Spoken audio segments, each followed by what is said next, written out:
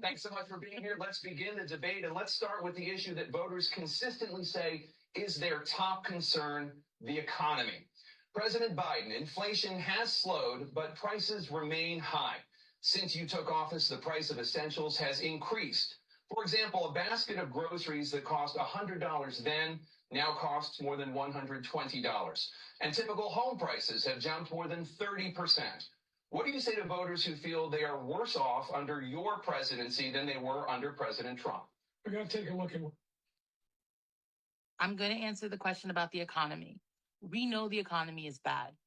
Under a Sherman administration, you would have universal basic income to supplement the funds that you don't have from your employers.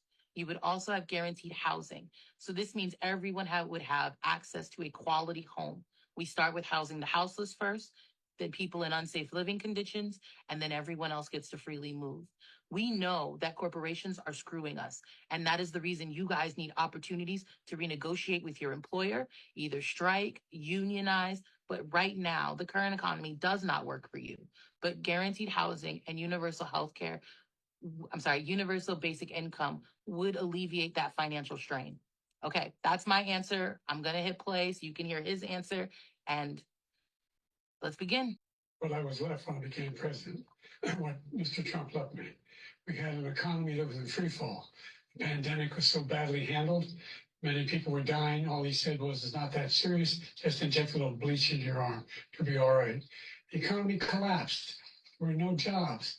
Unemployment rate rose to 15%. It was terrible. And so what we had to do was try to put things back together again. That's exactly what we began to do. We created 15,000 new jobs. We brought on the position where we have 800,000 new manufacturing jobs. But there's more to be done. There's more to be done. Working class people are still in trouble. I come from Scranton, Pennsylvania. I come of household where the kitchen tables and things weren't able to be met during the month. It was a problem. The price of eggs, the price of gas, the price of housing, the price of a whole range of things. That's why I'm working so hard to make sure I deal with those problems. And we're going to make sure that we reduce the price of housing. We're going to make sure we build 2 million new units. We're going to make sure we cap rents so corporate greed can't take over. The combination that was left in the corporate greed is the reason why we're in this problem right now. In addition to that, we're in a situation where if you take a look at all that was done in his administration, he didn't do much at all. By the time he left, things were in chaos.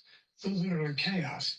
And so we put things back together. We created, I said, those jobs. We make sure we had a situation where we brought down the price of prescription drugs, which is a major issue for many people, to $15 for an insulin shot as opposed to $400. No senior has to pay more than $200 for any drug, all the drugs they can include beginning next year.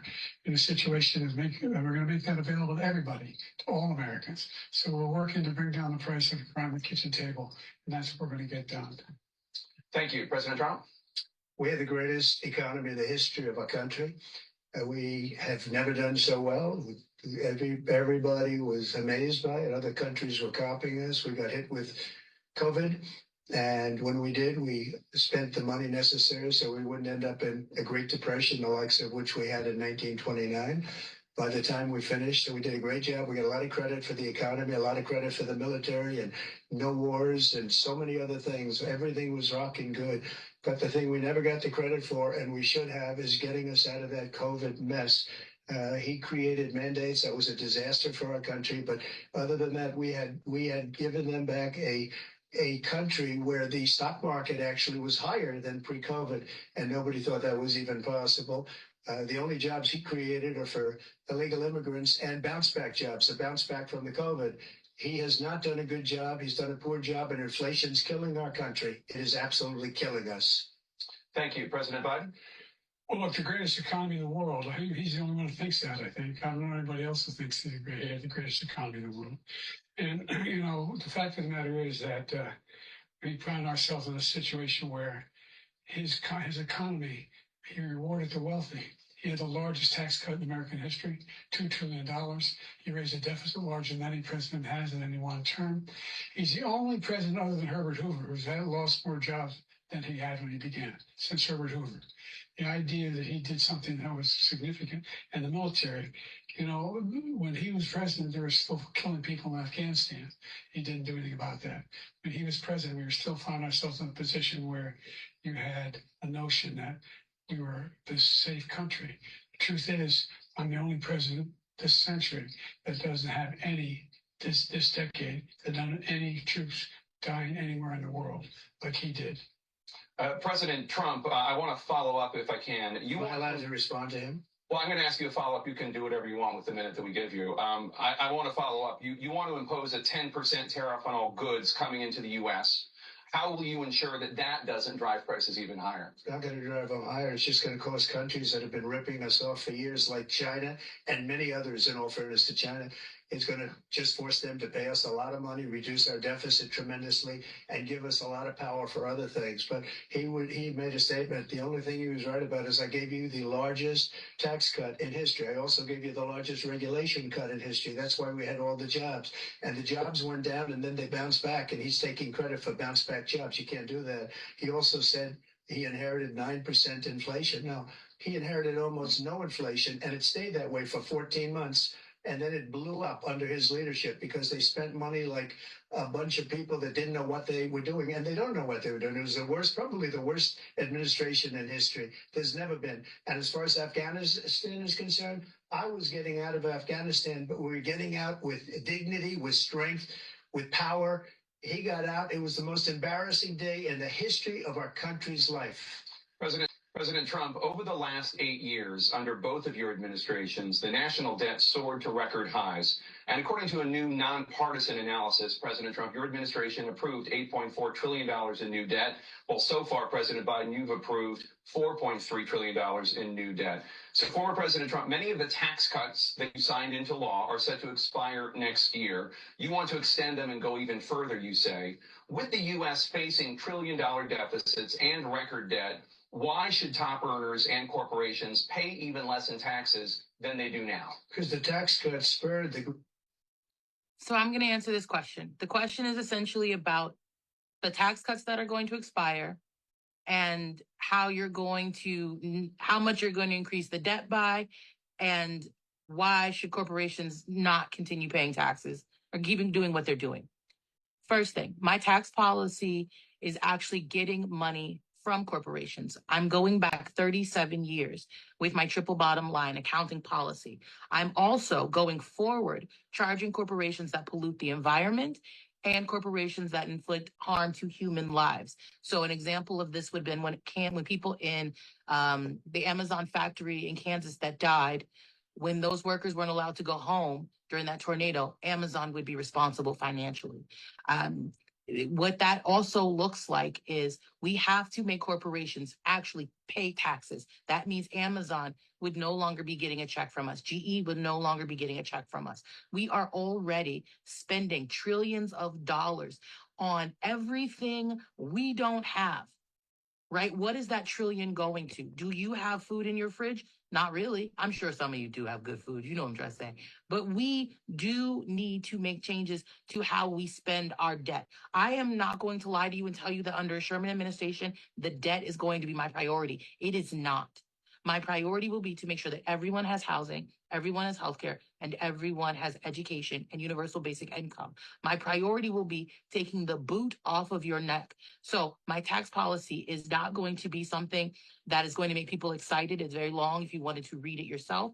What you can see when you look at my tax policy is you're no longer having to go through H&R Block or TurboTax. Your employer, who is the person that snitches on you already when it comes to taxes, is going to file your taxes for you quarterly. So we would switch from a system of getting this done once a year by you and then you spending money to, like other countries, getting your taxes quarterly and just getting your money as soon as you need it. We also need to make sure, because we are going to be giving universal basic income, people understand your universal basic income is untaxed. It is not more money that's going to come and penalize you for it later. So just to answer make sure I cover the questions, I am going to be taxing the rich. a lot. There will be no more billionaires in the United States of America. I do eliminate billionaires, not like reduce their lives, but I reduce the amount of money they have. This does include the assets as well, not just liquid dough. I got you. The next thing is they'll get universal basic income, guaranteed housing, and universal health care, so their families will be okay. Okay, just like the Congress people that will no longer get a salary, they'll get the living index wage for where they live. And for anybody that's like, how are you doing all this? Executive order. The same way we've been doing building Donald Trump's wall, Biden's building that, executive order. The same way we're sending money out of the country, executive order. Except this executive order is going to be to benefit you and your family. So I'm going to hit play now. Thank you guys. Greatest economy that we've ever seen just prior to COVID. And even after COVID, it was so strong that we were able to get through COVID much better than just about any other country. But we spurred, that tax spurred. Now, when we cut the taxes, as an example, the corporate tax was cut down to 21% from 39%, plus beyond that. We took in more revenue with much less tax, and companies were bringing back trillions of dollars back into our country. The country was going like never before, and we were ready to start paying down debt. We were ready to start using the liquid gold right under our feet, the oil and gas right under our feet. We were going to have something that nobody else has had. We got hit with COVID. We did a lot to fix it. I gave him an unbelievable situation with all of the therapeutics and all of the things that we came up with. We gave him something great. Remember, more people died under his administration, even though we had largely fixed it. More people died under his administration than our administration, and we were right in the middle of it, something which a lot of people don't like to talk about. But he had far more people dying in his administration. He did the mandate, which is a disaster, mandating it. The vaccine went out. He did a mandate on the vaccine, which is the thing that people most objected to about the vaccine. And he did a very poor job, just a very poor job. And I will tell you, not only poor there, but throughout the entire world, we're no longer respected as a country. They don't respect our leadership. They don't respect the United States anymore. We're like a leadership between weaponization of his election, trying to go after his political opponent, all of the things he's done. We've become like a third world nation, and it's a shame. The damage he's done to our country, and I'd love to ask him, and will, why he allowed millions of people to come in here from prisons, jails, and mental institutions to come into our country and destroy our country. President Trump, we will get to immigration later in this block. President Biden, I want to give you an opportunity to respond to this question about the national debt. He had the largest national debt of any president in a 4-year period, number one. Number two, that $2 trillion tax cut benefited the very wealthy. Now, what I'm going to do is fix the tax system. For example, we have 1,000 trillionaires in America. Billionaires in America. And what's happening? They're in a situation where they, in fact, pay 8.2% in taxes. If they just paid 24%, 25%, either one of those numbers, they've raised $500 million, billion dollars, I should say, in a 10-year period. We'd be able to wipe out his debt. We'd be able to help make sure that all those things we need to do, child care, elder care, making sure that we continue to strengthen our healthcare system, making sure that we're able to make every single solitary person eligible for what I've been able to do with the COVID, with dealing with everything we have to do with, look, if we finally beat Medicare. Thank you, President Biden. President Trump? He's right. He did beat Medicare. He beat it to death, and he's destroying Medicare because all of these people are coming in. They're putting them on Medicare. They're putting them on Social Security. They're going to destroy Social Security. This man is going to single-handedly destroy Social Security. These millions and millions of people coming in, they're trying to put them on Social Security. He will wipe out Social Security. He will wipe out Medicare. So he was right in the way he finished that sentence. And it's a shame. What's happened to our country in the last 4 years is not to be believed. Foreign countries, I'm friends with a lot of people. They cannot believe what happened to the United States of America. We're no longer respected. They don't like us. We give them everything they want, and they think we're stupid. They think we're very stupid people. What we're doing for other countries, and they do nothing for us. What this man has done is absolutely criminal. Thank you, President Trump. Dana?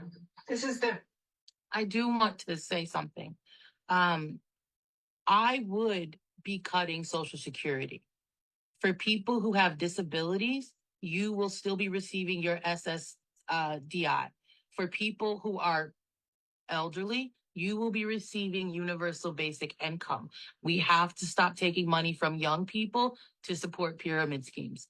I would be cutting Social Security. I would be expanding Medicare for everyone, right? So I do want to be transparent about that. I would be cutting Social Security, but you would be getting universal basic income instead. And it would be funded differently, not young people paying for old people. Okay, I'm going to go ahead and hit play for her question. And then I just wanted to tell you guys that. I'm sorry about that. Former President Trump, you take credit for the decision to overturn Roe v. Wade, which returned the issue of abortion to the states. Correct. However, the federal government still plays a role in whether or not women have access to abortion pills. They're used in about 2/3 of all abortions. As president, would you block abortion medication? First of all, So this question is about abortion. This question is about an individual's right to choose. I believe that everyone who has the capacity to get pregnant should have the choice to terminate that pregnancy. I fully believe in someone's bodily autonomy. I believe that if you wanted death with dignity, you should be allowed to have that as well.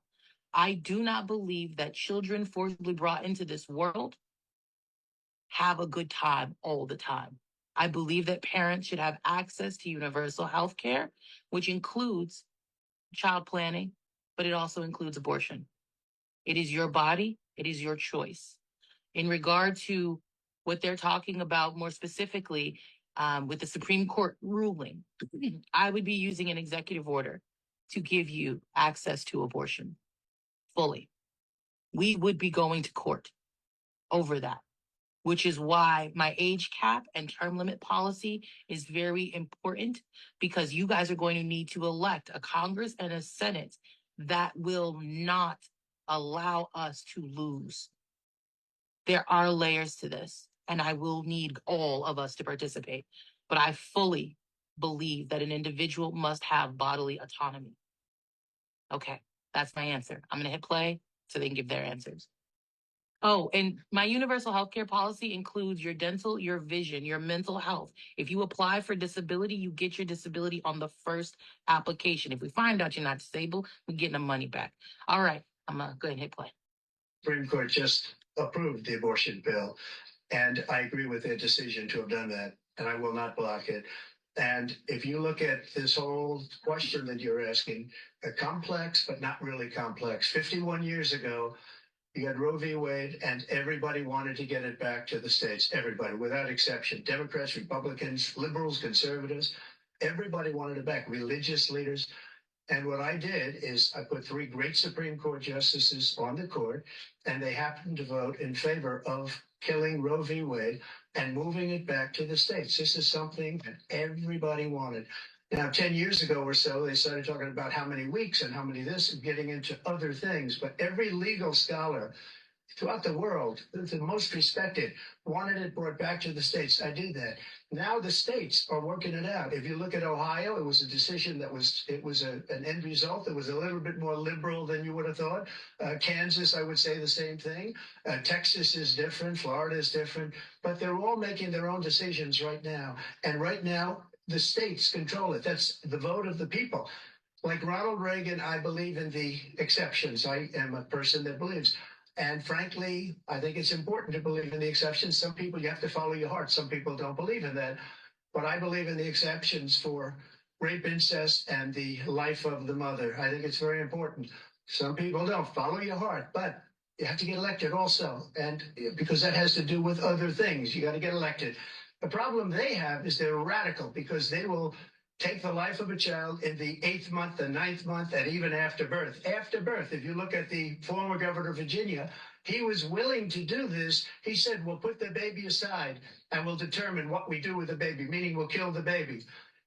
What happened is we brought it back to the states, and the country is now coming together on this issue. It's been a great thing. Thank you. President Biden? It's been a terrible thing, what you've done. The fact is that the vast majority of constitutional scholars supported Roe when it was decided. Supported Roe. And that's this idea that they're all against it is just ridiculous. And this is the guy who says the state should be able to have it. We're in a state where in 6 weeks, you don't even know whether you're pregnant or not, but you cannot see a doctor and have him decide on what your circumstances are, whether you need help.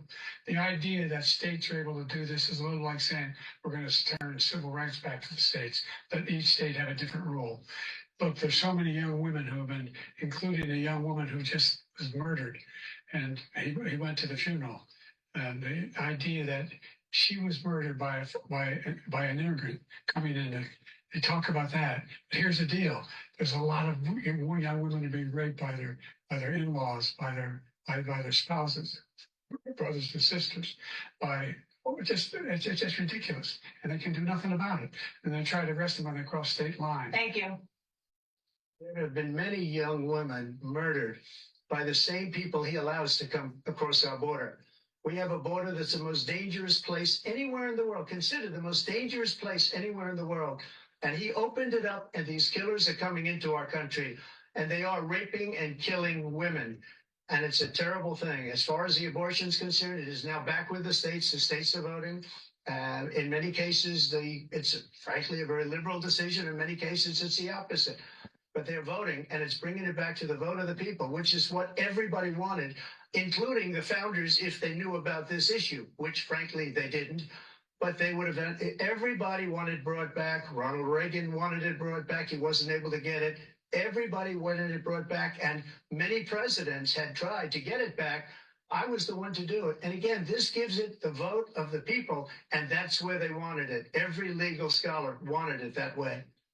Staying on the topic of abortion, President Biden, 7 states, I'll let you do that. This is the same topic. 7 states have no legal restrictions on how far into a pregnancy a woman can obtain an abortion. Do you support any legal limits on how late a woman should be able to terminate a pregnancy? I support Roe v.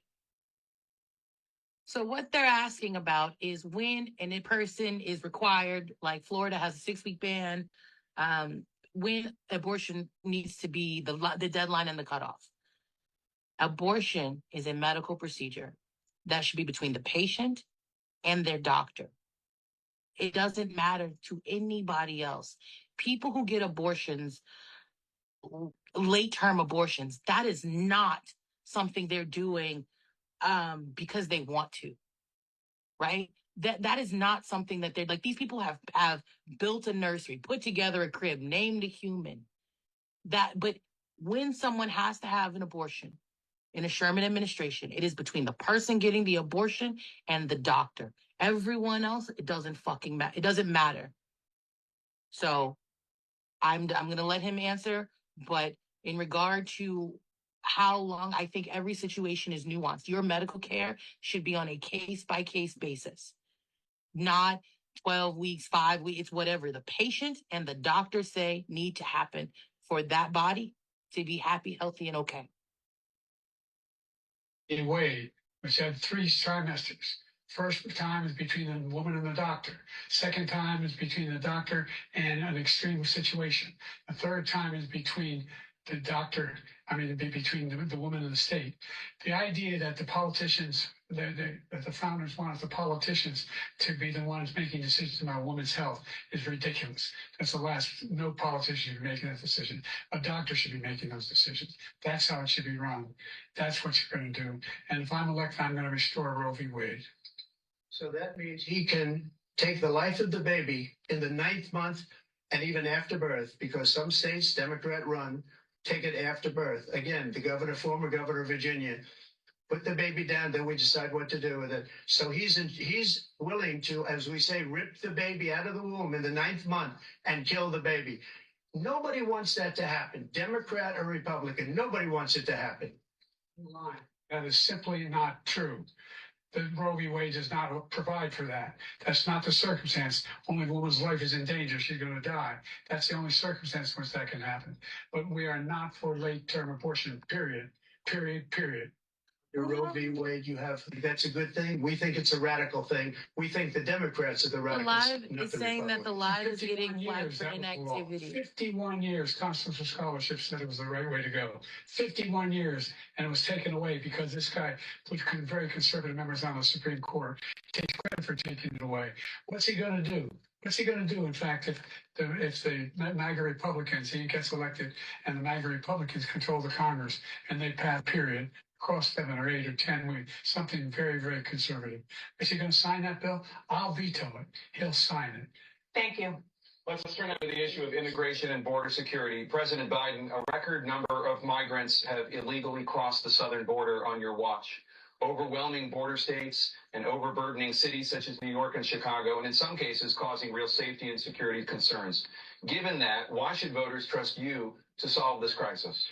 Because I've said it before and I will say it again. There is no border crisis. When it comes to people coming from other countries into America, we need to, 1, stop destabilizing their countries. 2, if someone decides that they would like to join America, be part of us, we can verify if they have committed any type of crimes.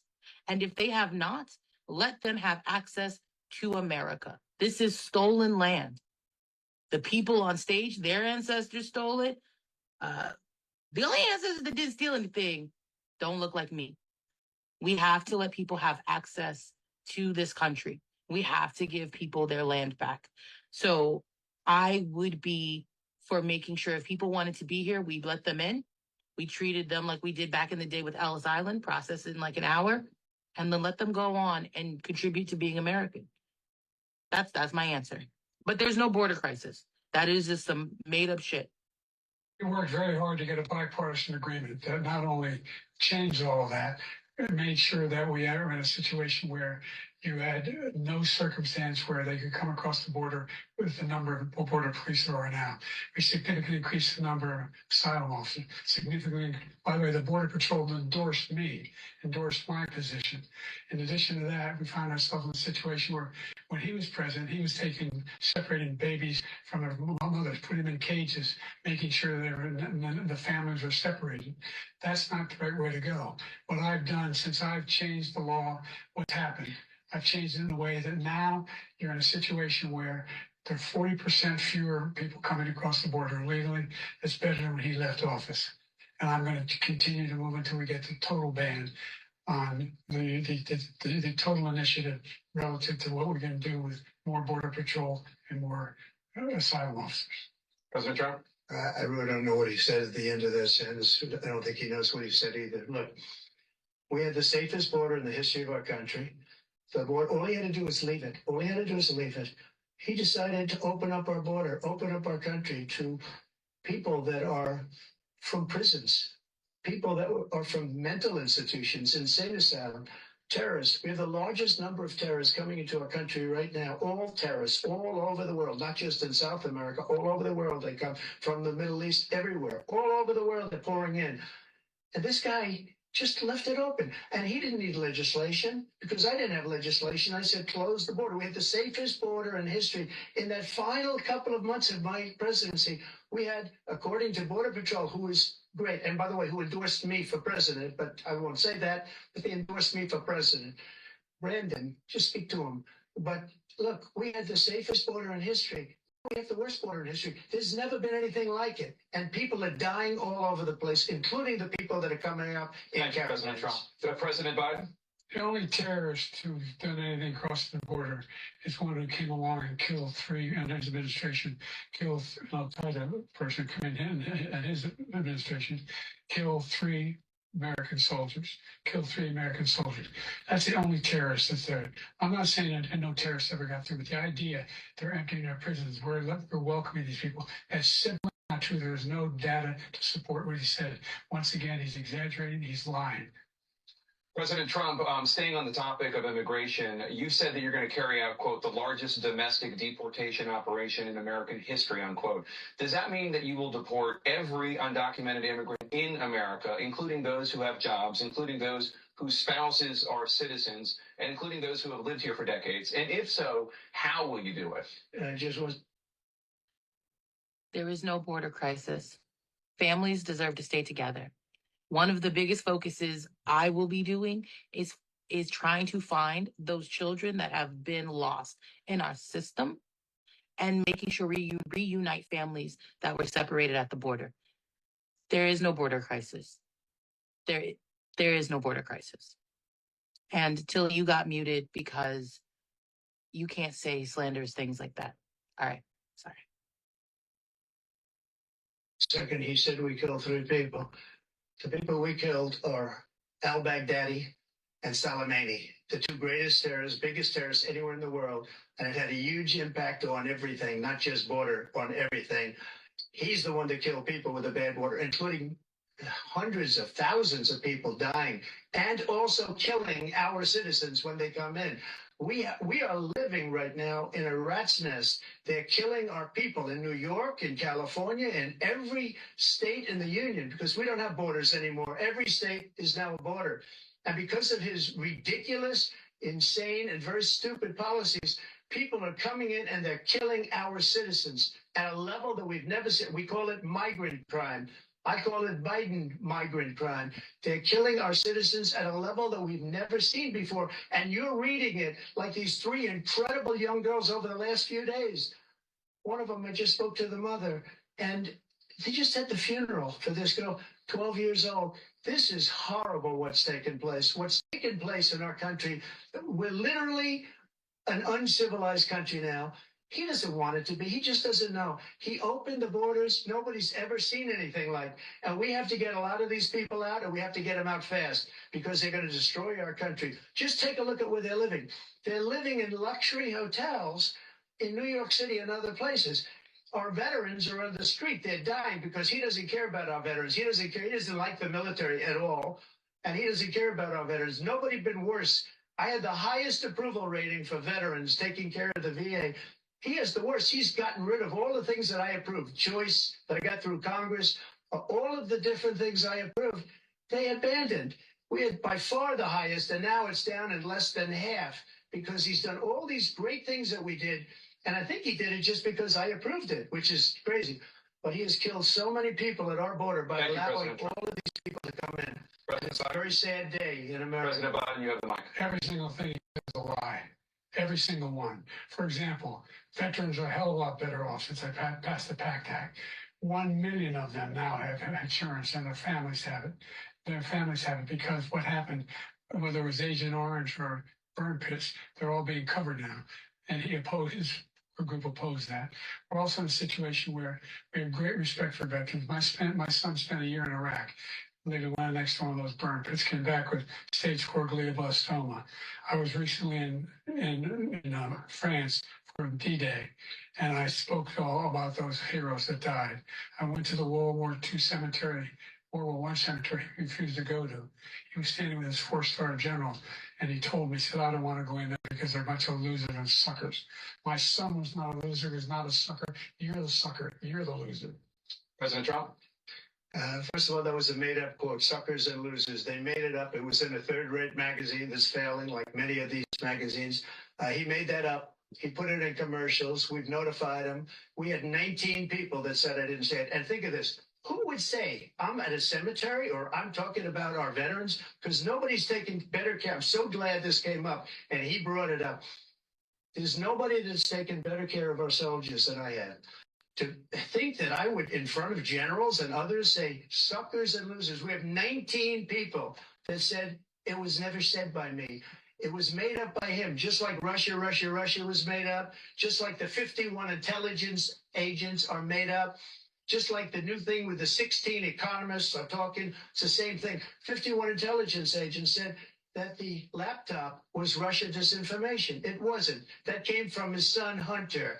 It wasn't Russia disinformation. He made up the suckers and losers, so he should apologize to me right now. The 4-star general standing to your side was on your staff who said you said it, period. That's number one. And number two, the idea the idea that I have to apologize to you for anything along the line. We've done more for veterans than any president has in American history. American history. And they now are in their family. The only sacred obligation we have as a country is to care for our veterans when they come home and their families and equip them when they go to war. That's what we're doing. That's what the VA is doing now. They're doing more for veterans than ever before in our history. All right. Thank you so much. Let's move to the topic of foreign policy. Russia's war against Ukraine, which is now in its third year. Former President Trump, Russian President Vladimir Putin says he'll only end this war if Russia keeps the Ukrainian territory it has already claimed and Ukraine abandons its bid to join NATO. Are Putin's terms acceptable to you? First, My foreign policy is one that's pretty simple. America will not be facilitating war. We will not be engaging in proxy wars. We will not be funding Israel.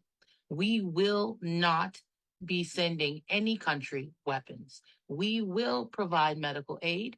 We will provide food, but we don't have any capacity to do anything else for anyone else. Americans don't have health care. I cannot, in good conscience, provide services abroad that we do not have here at home. When it comes to Putin and the Ukrainians, we have to let other people negotiate that peace settlement because America is not the right nation to help anybody else work out peace. We have demonstrated our love for war. We are not the police of the world, and we do not have the capacity to negotiate peace when we can't even get it here domestically. That is my response to the Ukraine question and Putin's policies. America got problems in America. all, our veterans and our soldiers can't stand this guy. They can't stand him. They think he's the worst commander in chief, if that's what you call him, that we've ever had. They can't stand him. So let's get that straight. And they like me more than just about any of them. And that's based on every single bit of information. As far as Russia and Ukraine, if we had a real president, a president that knew, that was respected by Putin, he would have never invaded Ukraine. A lot of people are dead right now, much more than people know. You know, they talk about numbers. You can double those numbers, maybe triple those numbers. He did nothing to stop it. In fact, I think he encouraged Russia from going in. I'll tell you what happened. He was so bad with Afghanistan. It was such a horrible embarrassment, most embarrassing moment in the history of our country, that when Putin watched that and he saw the incompetence, that he should have fired those generals, like I fired the one that you mentioned. And so he's got no love lost, but he should have fired those generals. No general got fired for the most embarrassing moment in the history of our country, Afghanistan, where we left billions of dollars of equipment behind. We lost 13 beautiful soldiers, and 38 soldiers were obliterated. And by the way, we left people behind too. We left American citizens behind. When Putin saw that, he said, you know what? I think we're going to go in and maybe take this was his dream. I talked to him about it, his dream. The difference is he never would have invaded Ukraine, never. Just like Israel would have never been invaded in a million years by Hamas. You know why? Because Iran was broke with me. I wouldn't let anybody do business with them. They ran out of money. They were broke. They had no money for Hamas. They had no money for anything. No money for terror. That's why you had no terror at all during my administration. This place, the whole world is blowing up under him. President Biden? Never heard so much malarkey in my whole life. Look, the fact of the matter is that we're in a situation where, let's take the last point first. Iran attacked American troops, caused brain damage for a number of these troops, and he did nothing about it. Recently, not when he was president, they attacked. He said they're just having headaches. That's all it is. But he didn't do a thing when the attack took place, number one. Number two, we got over 100,000 Americans and others out of Afghanistan during that airlift. Number three, we found ourselves in a situation where, if you take a look at what Trump did in Ukraine, this guy told Trump, do whatever you want, do whatever you want. And that's exactly what Trump did to Putin, encourage him, do whatever you want. And he went in. And listen to what he said when he went in. He was going to take Kyiv in 5 days, remember? Because it's part of the old Soviet Union. That's what he wanted to reestablish. Kyiv, and he in fact didn't do it at all. He wasn't able to get it done, and they've lost thousands and thousands of troops, 500,000 troops. President Trump, I never said that. For 1 minute, I just want to go back to my original question, which is, are Putin's terms acceptable to you? Keeping the territory in Ukraine. No, they're not acceptable. But look, this is a war that never should have started. If we had a leader in this war, he led everybody along. He's given $200 billion now or more to Ukraine. He's given $200 billion. That's a lot of money. I don't think there's ever been anything like it. Every time that Zelensky comes to this country, he walks away with $60 billion. He's the greatest salesman ever. And I'm not knocking him. I'm not knocking anything. I'm only saying the money that we're spending on this war, and we shouldn't be spending, it should have never happened. I will have that war settled between Putin and Zelensky as president-elect before I take office on January 20th. I'll have that war settled. People being killed so needlessly, so stupidly, and I will get it settled, and I'll get it settled fast before I take office. You know, You have a minute. the fact is that Putin is a war criminal. He's killed thousands and thousands of people. And he has made one thing clear. He wants to reestablish what was part of the Soviet Empire, not just a piece. He wants all of Ukraine. That's what he wants. And then you think he'll stop there? Do you think he'll stop when if he takes Ukraine? What do you think happens to Poland? What do you think happens to Belarus? What do you think happens to those NATO countries? And so if you want a war, you ought to find out what he's going to do, because if in fact he does what he says and walks away, by the way, all that money we give Ukraine and from weapons we make here in the United States, we give them the weapons, not the money at this point. And our NATO allies have produced as much funding for Ukraine as we have. That's why we're strong. Thank you. Moving on to the Middle East.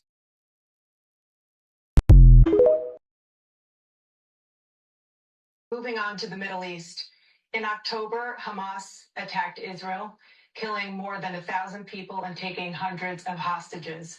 Among those held and thought to still be alive are 5 Americans. Israel's response has killed thousands of Palestinians and created a humanitarian crisis in Gaza. President Biden, you've put forward a proposal to resolve this conflict, but so far Hamas has not released the remaining hostages, and Israel is continuing its military offensive in Gaza. So what additional leverage will you use to get Hamas and Israel to end the war? You have 2 minutes. Number one, Free Palestine. Under a Sherman administration, I'm sorry, that question is asking about the Middle East, Israel, and Palestine. I want to free Palestine. I want to make sure that Palestinians are not oppressed. We can no longer give Israel any money. I do not believe that people should be voting for people that don't work for Americans. I think that politicians that take funding from AIPAC are some of the worst people because they're not working for Americans. They're working for another entity.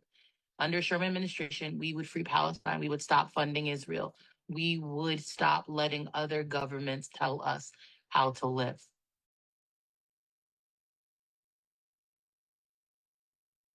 We would also withdraw our troops, obviously. everyone from the United Nations Security Council straight through to the G7 to the Israelis and Netanyahu himself have endorsed the plan I put forward.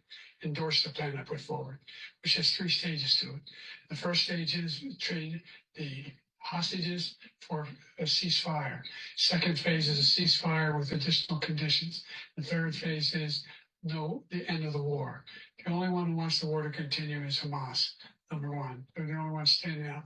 We're still pushing hard to get them to accept. In the meantime, what's happened in Israel? We're finding that the only thing I've denied Israel was 2,000-pound bombs. They don't work very well in populated areas. They kill a lot of innocent people. We're providing Israel with all the weapons they need and when they need them. And by the way, I'm the guy that organized the world against Iran when they had a full-blown intercontinental ballistic missile attack on Israel. No one was hurt. No one Israeli was accidentally killed, and it just stopped.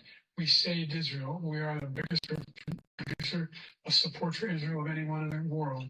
And so there are two different things. Hamas cannot be allowed to be continued. We continue to send our experts and our intelligence people as to how they can get Hamas like we did bin Laden. You don't have to do it. And by the way, they've been greatly weakened, Hamas, greatly weakened, and they should be. They should be eliminated. But you've got to be careful for using certain weapons among population centers. Just going back to Ukraine for 1 second. We have an ocean separating us. The European nations together have spent 100 billion, or maybe more than that, less than us. Why doesn't he call them? So you got to put up your money like I did with NATO. I got them to put up hundreds of billions of dollars. The Secretary General of NATO said Trump did the most incredible job I've ever seen. They wouldn't have any. They were going out of business. We were spending almost 100% of the money was paid by us. He didn't do that. He's getting old. You got to ask these people to put up the money. We're over $100 billion more spent, and it has a bigger impact on them because of location, because we have an ocean in between. You got to ask them, as far as Israel and Hamas, Israel's the one that wants to go. He said the only one who wants to keep going is Hamas. Actually, Israel is the one, and you should let him go and let him finish the job. He doesn't want to do it. He's become like a Palestinian, but they don't like him because he's a very bad Palestinian. He's a weak one. President Biden, you have a minute. I've never heard so much foolishness. This is a guy who wants to get out of NATO. Are you going to stay in NATO? And you're going to pull out of NATO. The idea that we have our strength lies in our alliances as well. It may be a big ocean, but we're ever able to avoid a war in Europe, a major war in Europe. What happens if, in fact, you have Putin continue to go into NATO? We have an Article 5 agreement. Attack on one is attack on all. You want to start the nuclear war he keeps talking about, go ahead.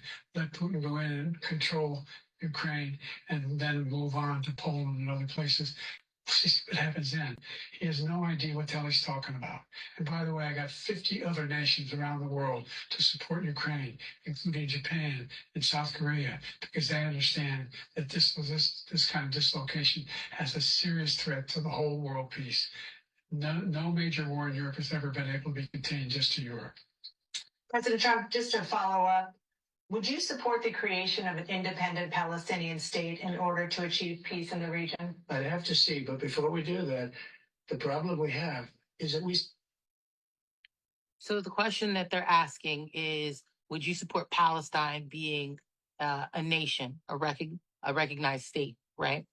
Which is a weird twist for me in terms of, like, I think they're trying to push a two-state solution. It was all Palestinian land. Palestine needs their land back. We need to free Palestine. I think that if someone asked me as an American what my opinion is, I will tell you the same thing I told NPR on September 17th in New York. Israel citizens should learn to work with Palestinians in Palestine. We already know that most of Israeli citizens came from other countries, so they don't have a problem with immigration. So give Palestine their land back and let the Israelis that are sitting there immigrate into the new Palestine nation. So that's my answer for that.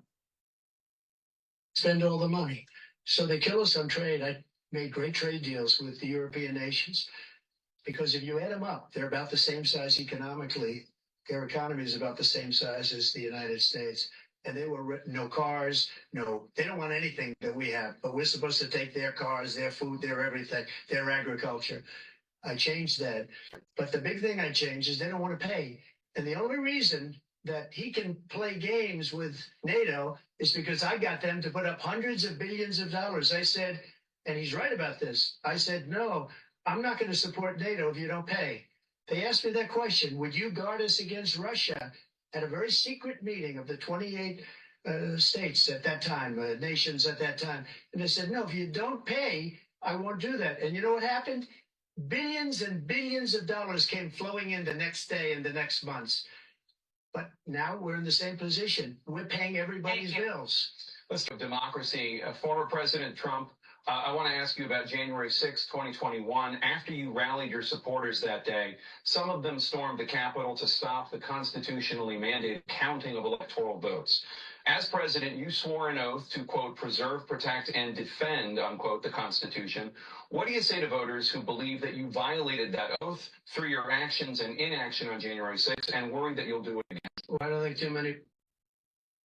So that question is asking about January 6th, but I think one of the focuses that I want us to talk about is the abolition of the Electoral College. If you live in a state that has not registered onto the National Interstate Voter Compact, please go and get your state legislator to do that. That's the first thing. We need to abandon the Electoral College. It is what has been used for all these years to negate your votes.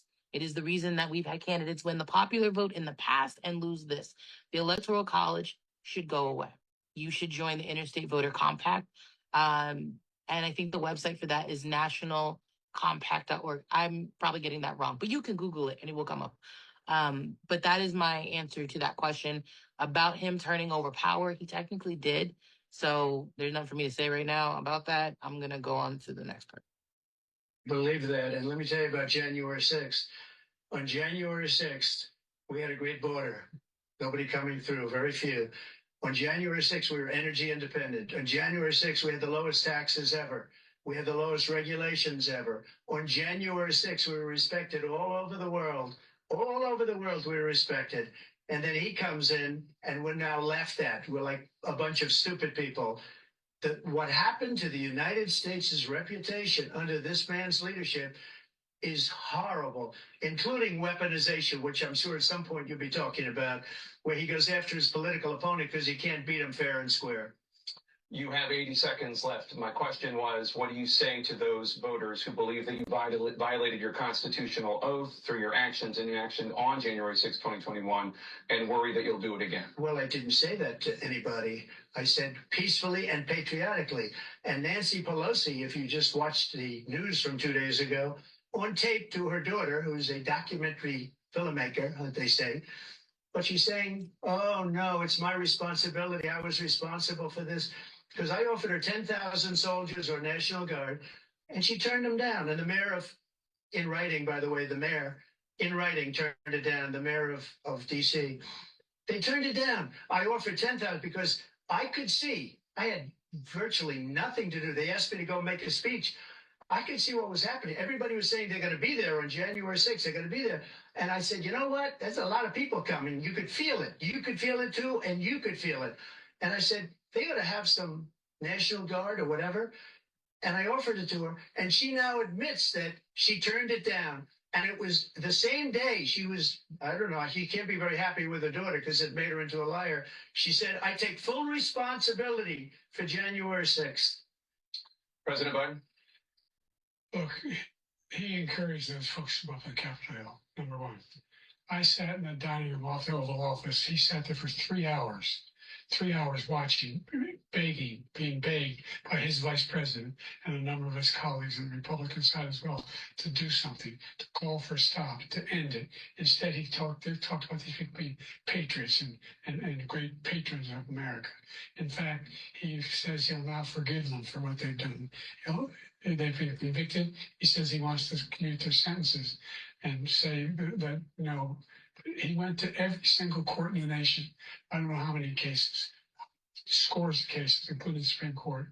And they said, no, this guy is responsible for doing what was done. He didn't do a damn thing. And these people should be in jail. And they should be the ones who are being held accountable. And he wants to let them all out. And now he says that he loses again, such a whiner that he is, that it could be a bloodbath. Thank you, President Biden. President Trump? What they've done to some people that are so innocent, you ought to be ashamed of yourself. What you have done, how you've destroyed the lives of so many people. When they ripped down Portland, when they ripped down many other cities, you go to Minnesota, Minneapolis, what they've done there with the fires all over the city. If I didn't bring in the National Guard, that city would have been destroyed. When you look at all of they took over big chunks of Seattle. I was all set to bring in the National Guard. They heard that. They saw them coming and they left immediately. what he said about this whole subject is so off. Peacefully patriotic. One other thing, the unselect committee, which is basically two horrible Republicans that are all gone now out of office, and Democrats, all Democrats, they destroyed and deleted all of the information they found because they found out we were right. We were right. And they deleted and destroyed all of the information. They should go to jail for that. If a Republican did that, they'd go to jail. Thank you, President Trump. President Biden, I want to give you a minute. The only person on this stage is a convicted felon is the man I'm looking at right now. And the fact of the matter is, what he's telling you is simply not true. The fact is that there was no effort on his part to stop what was going on up in Capitol Hill. And all those people, every one of those who were convicted, deserves to be convicted. The idea that they didn't kill somebody, just went in and broke down doors, broke the windows, occupied offices, turned over desks, turned over statues. The idea that those people are patriots? Come on. When I asked him the first two debates we had, and debates we had the first time around, I said, will you denounce the Proud Boys? He said, no, I'll tell them to stand by. The idea he's refusing to, will you denounce these guys? Will you denounce the people we're talking about now? Will you denounce the people who attacked that Capitol? What are you going to do? I'm going to give you a minute, President Trump, for a follow-up question I have. After a jury convicted you of 34 felonies last month, you said if reelected, you would, quote, have every right to go after, unquote, your political opponents. You just talked about members of the select committee on January 6th going to jail. Your main political opponent is standing on stage with you tonight. Can you clarify exactly what it means about you feeling you have every right to go after your political opponents? Well, I said my Richard. So just to answer that question, the reason, just to be clear, he did say this, they argued this in front of the Supreme Court as well. And so myself or any other candidate or like our staffs, because he said that, can apply for asylum abroad if people feel endangered. He said that. So, but I would also point out that when it comes to people attacking, so far, the people who have, the reason this campaign has had higher security have been because progressive white men were upset. So all the violence, we did have one incident in Mississippi, and that was a conservative, but that was different. But all of the attacks of violence that we've had have come from Democrats or Green Party. So just to put that in perspective, but they have said that. He did say that. Retribution is going to be success. We're going to make this country successful again, because right now it's a failing nation. My retribution is going to be success. But when he talks about a convicted felon, his son is a convicted felon at a very high level. His son is convicted, going to be convicted probably numerous other times. Should have been convicted before, but his Justice Department let the statute of limitations lapse on the most important things. But he could be a convicted felon as soon as he gets out of office. Joe could be a convicted felon with all of the things that he's done. He's done horrible things. All of the death caused at the border, telling the Ukrainian people that we're going to want $1 billion if you change the prosecutor. Otherwise, you're not getting $1 billion. If I ever said that, that's quid pro quo. That we're not going to do anything. We're not going to give you $1 billion unless you change your prosecutor having to do with his son. This man is a criminal. This man, you're lucky. You're lucky. I did nothing wrong. We'd have a system that was rigged and disgusting. I did nothing wrong. Thank you, President Trump. President Biden, you have said, I'm coming right to you, sir. You want to respond? Go ahead. I'll give you a minute to respond. The idea that I did anything wrong relative to what you're talking about is outrageous. It's simply a lie, number one. Number two, the idea that you have a right to seek retribution against any American just because you're president is wrong. It's simply wrong. No president's ever spoken like that before. No president in our history has spoken like that before.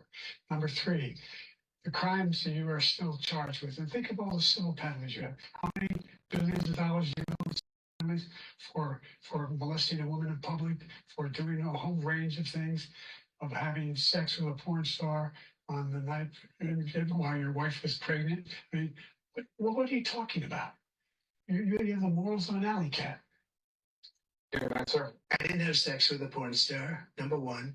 Number two, that was a case that was started and moved. They moved a high-ranking official at DOJ into the Manhattan DA's office to start that case.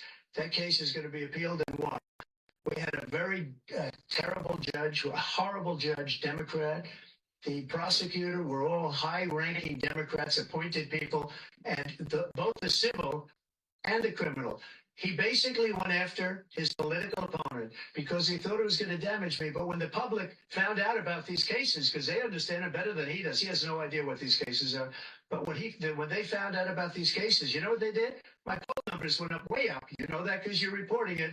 And we took in more money in the last 2 weeks than we've ever taken in the history of any campaign. I don't think any campaign has ever taken hundreds of millions of dollars came pouring in because the public knows it's a scam and it's a guy that's after his political opponent because he can't win fair and square. Thank you, President Trump. Biden, you have said, quote, Donald Trump and his MAGA Republicans are determined to destroy American democracy.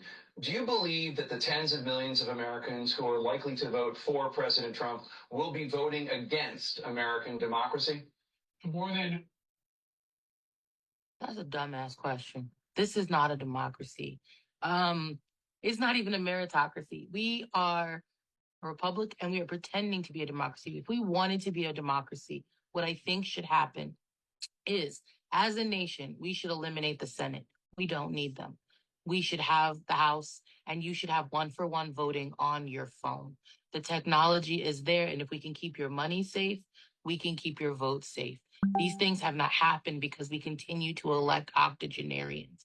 I do not think that it is fiscally responsible for us to keep operating under this kind of weird-ass assumption that you, the voter, isn't smart enough to make these choices. What we should make the mandate is to educate our populace so we don't have to say Americans are not smart. We should make sure that everyone, even children, can understand what is happening. We all live here. But I do think that we should drop the voting age to 16 and make it a one-for-one voting. I think that you should be able to do that directly and privately on your device. what he's done, yes. The more they know about what he's done. And there's a lot more coming. He's got a lot of cases down the road coming around. He's got a whole range of issues he has to face. I don't know what the juries will do, but I do know he has a real problem. And so the fact that, could you ever think you hear any president say that I'm going to seek retribution?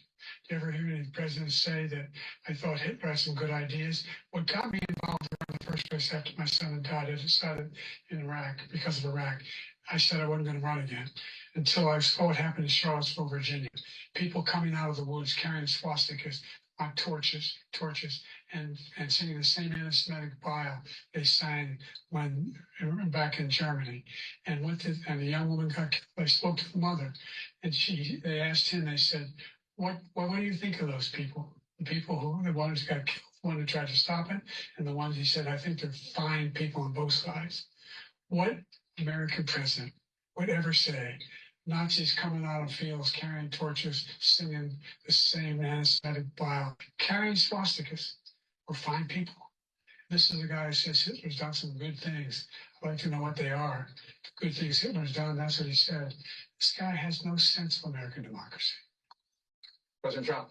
Jake, both of you know that story has been totally wiped out because when you see the sentence, it said 100% exoneration on that. So he just keeps it going. He says he ran because of Charlottesville. He didn't run because of Charlottesville.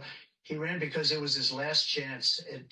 He's not equipped to be president. You know it, and I know it. It's ridiculous. We have a debate. We're trying to justify his presidency. His presidency, he's without question the worst president, the worst presidency in the history of our country. We shouldn't be having a debate about it. There's nothing to debate. He made up the Charlottesville story, and you'll see it's debunked all over the place. Every reasonable anchor has debunked it. And just the other day, it came out where it was fully debunked. It's a nonsense story. He knows that, and he didn't run because of Charlottesville. He used that as an excuse to run. President Biden. And debunk. It happened. All you have to do is listen to what was said at the time. And the idea that somehow that's the only reason I ran.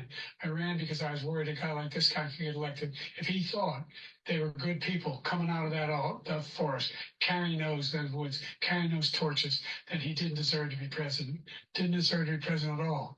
And the idea that he's talking about all this being fabricated, we saw with our own eyes. We saw what happened on January 6th. We saw the people breaking through the windows. We saw people occupying his own vice president. Look, there's a reason why 40 of his 44 top cabinet officers refused to endorse him this time. His vice president hasn't endorsed him this time. So why? Why? They know him well. They serve with him. Why are they not endorsing him? Thank you, President Biden. We're going to be right back with more from the CNN presidential debate. Also, hopefully this will be downloaded if nothing goes wrong. There was a point where I was freaking out because TikTok was trying to verify the live and was like, we're going to shut it down. And I was like panicking and I was like, oh no. So that I don't know if you guys will be able to see that on my end. I have been trying not to watch the comment section. So I don't agree with some of the things. I do think that Joe Biden being up there is elder abuse. I think I think both of them being up there is elder abuse. Like, I do not see the point in having people, anyone, work past 65. Like, damn, work is not that fun. So I do feel like that is important to highlight. I also feel like there's a lot of lying on that stage. And what's crazy to me is that Joe Biden is literally building the border wall, right? He has done more to stop immigrants. Like, he's done just as much to stop immigrants from coming over as Donald Trump. And he didn't say that. He didn't admit that. He didn't tell the truth. He didn't, so, if I was like, I don't feel like they're answering the questions.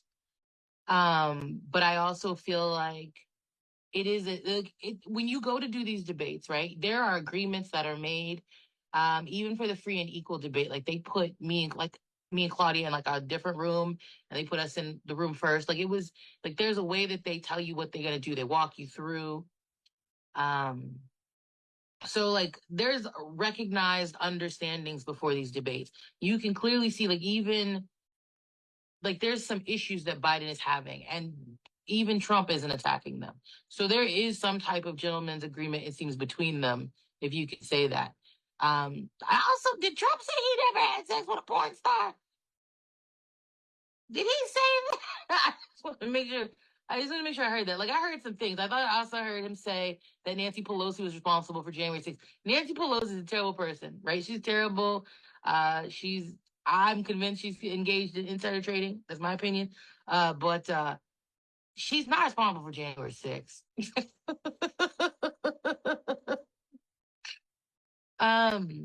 So just to be transparent, I'm running with multiple political parties. One of them is the Green Party. I'm probably not going to win the Green Party's nomination unless like something weird happens and Jill Stein like slips and falls and drops out or whatever. But what that means is my unicorn party, I did win the nomination. I will fundraise for that so we can pay for the access, which is $500,000 for all the states. So just so you guys know, the unicorn party. So just so you guys have a heads up, right? I'm not trying to trick anyone. I know there are people that'll be like, oh, this, but I'm just telling you, and it's something I've always told you. Yes, this is very real. We are still, like, once we pay the $500,000, you'll see the name. You'll be able to check the box. All right, let me get back to it. President Biden, while Black unemployment dropped to a record low under your presidency, Black families still earn far less than white families. Black mothers are still 3 times more likely to die from pregnancy-related causes, and Black Americans are imprisoned at 5 times the rate of white Americans. What do you say to Black voters who are disappointed that you haven't made more progress?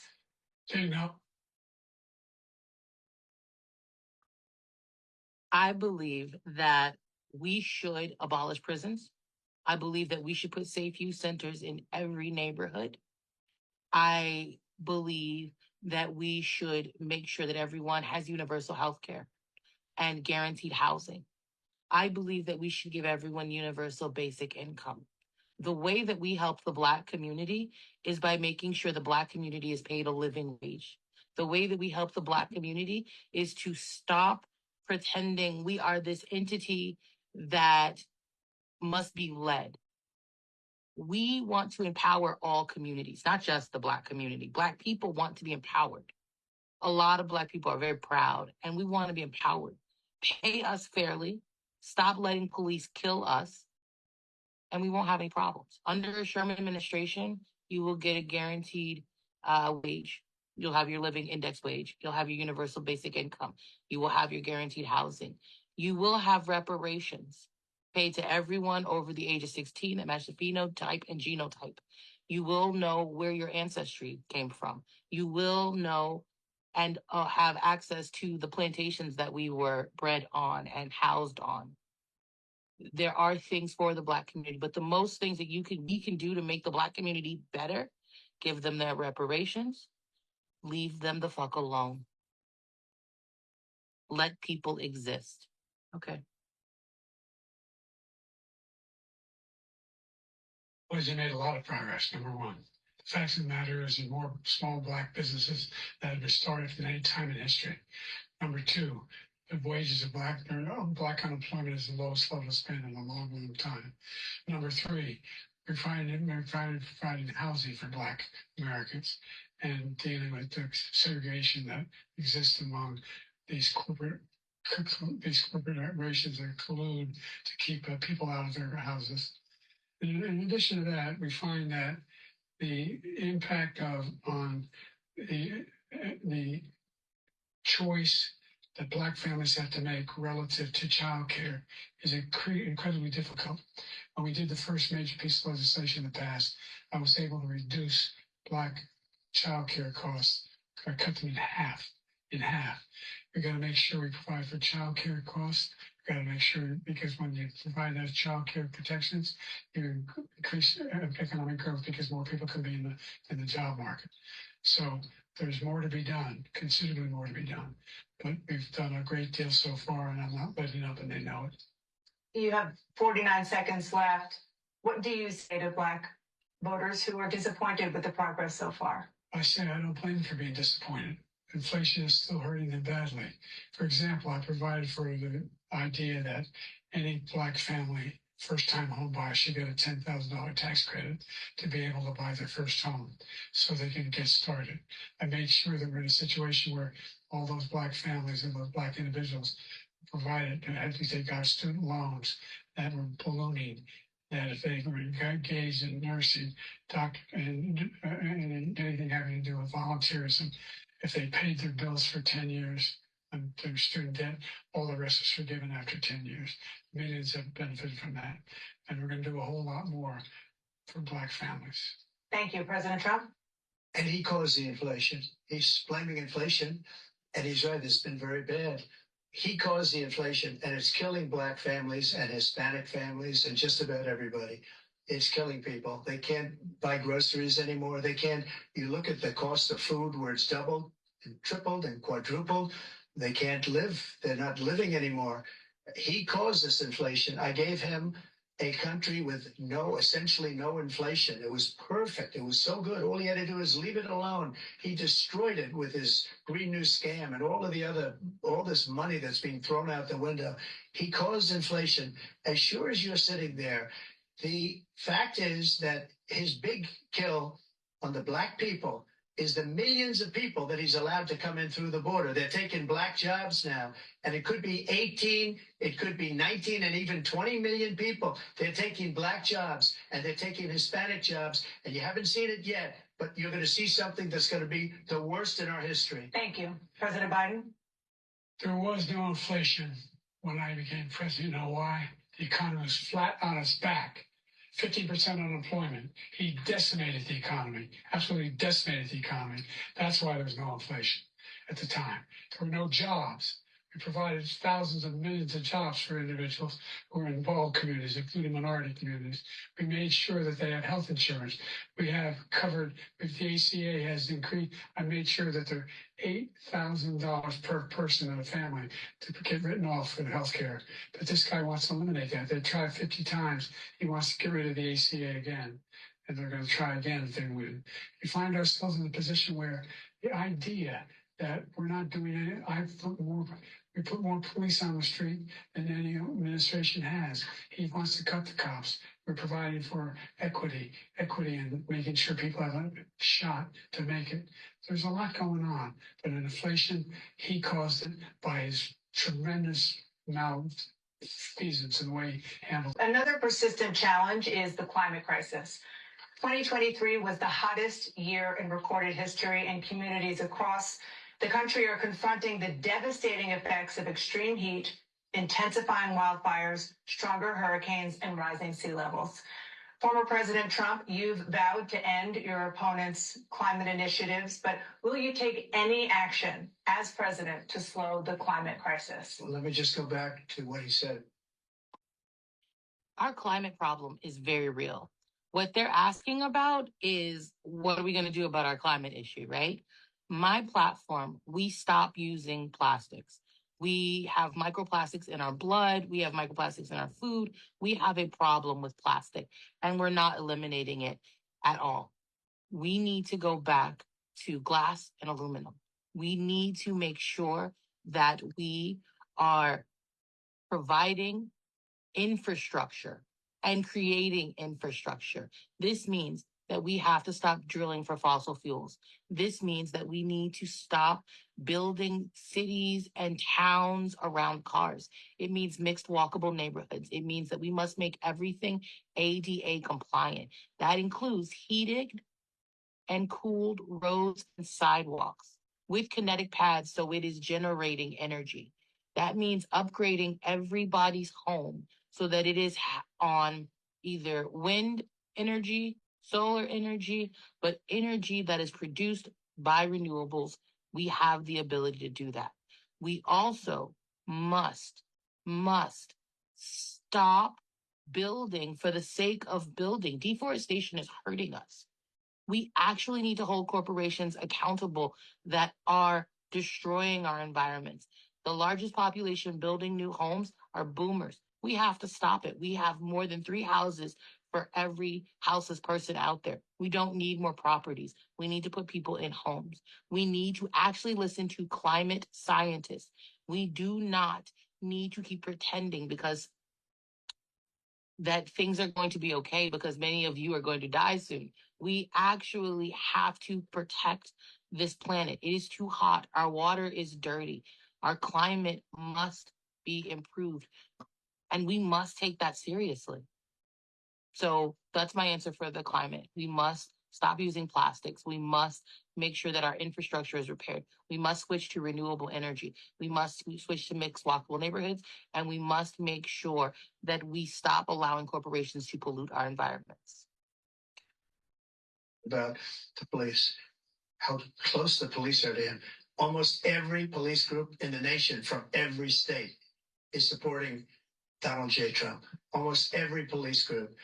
And what he's done to the Black population is horrible, including the fact that for 10 years he called them super predators. We can't, in the 1990s, we can't forget that. Super predators was his name, and he called it to them for 10, and they've taken great offense at it, and now they see it happening. But when they see what I did for criminal justice reform and for the historically Black colleges and universities, where I funded them and got them all funded, and the opportunity zones with Tim, as you know, Tim Scott was incredible. He did a great job, great senator from South Carolina. He came to me with the idea, and it was a great idea. It's one of the most successful economic development acts ever in the country, opportunity zones. And the biggest beneficiary are Blacks. And that's why we have the best numbers with them in maybe ever. They're saying ever. I read this morning where ever, the best numbers. He's lost much of the Black population because he's done a horrible job for Black people. He's also done a horrible job for Hispanics. But wait till you see these millions of people pouring into our country, and they're going to take the jobs, and it's already started, and you haven't seen anything yet. It's a disaster. You 38 seconds left. President Trump, will you take any action as president to slow the climate crisis? So I want absolutely immaculate clean water, and I want absolutely clean air, and we had it. We had H2O. We had the best numbers ever, and we were using all forms of energy, all forms, everything. And yet, during my 4 years, I had the best environmental numbers ever. And my top environmental people gave me that statistic just before I walked on the stage, actually. I don't know where the hell he's been. The idea that anything he said is true. I passed the most extensive climate change legislation in history. We find ourselves, and by the way, black colleges. I came up with $15 billion for HBCUs, historic black universities and colleges, because they don't have the kind of contributors that they have to build these laboratories and the like. Any black student is capable in college of doing any white student can do. They just have the money, but now they'll be able to get those jobs in high tech. We're in a situation where the idea that he is claiming to have done something that had the cleanest water, he hadn't done a damn thing in the environment. He, the Paris Peace Accord, Climate Accord, I immediately joined it, because if we reach 1.5 degrees Celsius at any point, there's no way back. The only existential threat to humanity is climate change, and he didn't do a damn thing about it. He wants to undo all that I've done. The Paris Accord was going to cost us $1 trillion, and China nothing, and Russia nothing, and India nothing. It was a ripoff of the United States. And I ended it because I didn't want to waste that money, because they treat us horribly. We were the only ones. It was costing us money. Nobody else was paying into it. And it was a disaster. But everything that he said just now, I'll give you an example. I heard him say before, insulin. I'm the one that got the insulin down for the seniors. I took care of the seniors. What he's doing is destroying all of our medical programs, because the migrants coming in, they want everybody. And look, I have the biggest heart on the stage. I guarantee you that. And I want to take care of people, but we're destroying our country. They're taking over our schools, our hospitals, and they're going to be taking over Social Security. He is destroying Social Security, Medicare, and Medicaid. The idea is that we, in fact, we were the only ones of consequence who were not members of the Paris Accord. How can we do anything if we're not able to? The United States can't get us under control. One of the largest polluters in the world, number one. We're making significant progress. By 2035, we will have cut pollution in half. We have made significant progress, and we're continuing to make progress. We set up a climate corps. There's thousands of young people who learn how to deal with them, just like the Peace Corps. And we're moving in directions that are going to significantly change the elements that cause the pollution. But the idea that he claims that he has the biggest heart up here and he's really concerned about pollution and about climate, I've not seen any indication of that. And by the way, with regard to prescription drugs, one company agreed that they would reduce the price to $35, which I was calling for, one, voluntarily. I made sure every company in the world, every pharmaceutical company, cannot have to pay. Thank you. And by the way, American Social Security provides a critical lifeline. President Biden, if nothing is done to Social Security, seniors will see their benefits cut in just over 10 years. Will you name tonight one specific step that you're willing to take to keep Social Security solvent? yes, make the very We have to end Social Security.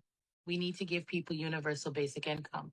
If you are someone that is on disability, you would still get your SSI, your SSDI, your Social Security Disabled Benefit. Other than that, we're switching to universal basic income. The money for Social Security cannot continue to be funded off of the backs of young people. They need their money in their own paychecks. So that is my answer. I would be cutting Social Security. wealthy began to pay their fair share. Right now, everybody making under $170,000 pays 6% of their income, of their paycheck, every single time they get a paycheck from the time the first one they get when they're 18 years old. The idea that they're going to I'm proposing that everybody, the millionaires pay 1%. 1%. So no one I've not raised the cost of Social Security for anybody under $400,000. After that, I began to make the wealthy begin to pay their fair share by increasing from 1% beyond to be able to guarantee the program for life. So you still have 82 seconds left. Are there any other measures that you think that would be able to help keep Social Security solvent, or is that one enough? Well, no, that one enough will keep it solvent. But the biggest thing will do if we defeat this man, because he wants to get rid of Social Security. He thinks there's plenty to cut in Social Security. He's wanting to cut Social Security and Medicare both times. And and if you look at the program put forward by the House Republican caucus that he supports, is in fact want to cut it as well. The idea that we don't need to protect our seniors is ridiculous. And by the way, the American public has greater health care coverage today than ever before. And on the ACA, as I said, you're in a circumstance where 400,000 people, 40 million people would not have insurance because they have a pre-existing condition. One thing that allows them to have that insurance is the fact that they, in fact, are part of the ACA. And by the way, the other thing is, we're in a situation where I talk about education for Black communities. I've raised the amount of money for Pell Grants, another $8,000. So anybody making under $70,000 a year is going to be able to get $15,000 towards the tuition. He just doesn't know what he's talking about. Thank you, President Biden. President Trump. So I've dealt with politicians all my life. I've been on this side of the equation for the last 8 years. I've never seen anybody lie like this guy. He lies. I've never seen that he can look you in the face. About so many other things too. And we mentioned the laptop. We mentioned Russia, Ukraine. And everything he does is a lie. It's misinformation and disinformation. The losers and suckers story that he made up is a total lie on the military. It's a disgrace. But Social Security, he's destroying it because millions of people are pouring into our country and they're putting them onto Social Security. They're putting them onto Medicare, Medicaid. They're putting them in our hospitals. They're taking the place of our citizens. What they're doing to the VA, to our veterans, is unbelievable. Our veterans are living in the street and these people are living in luxury hotels. He doesn't know what he's doing. And it's really coming back. I've never seen such anger in our country before. President Biden. The idea that veterans are not being taken care of, I told you before. And by the way, when I said suckers and losers, he acknowledged after that he fired that general. That general got fired because he's the one that acknowledged that that's what he said. He was the one standing with Trump when he said it, number one. Number two, the idea that we're going to be in a situation where all of these millions and millions, the way he talks about it, illegal aliens are coming into the country and taking away our jobs. There's a reason why we have the fastest growing economy in the world. The reason why we have the most successful economy in the world. We're doing better than any other nation in the world. And by the way, those 15 Nobel laureates he talked about being phony, those 15 Nobel laureates, economists, they all said that if Trump is reelected, we're likely to have a recession. And inflation is going to increasingly go up.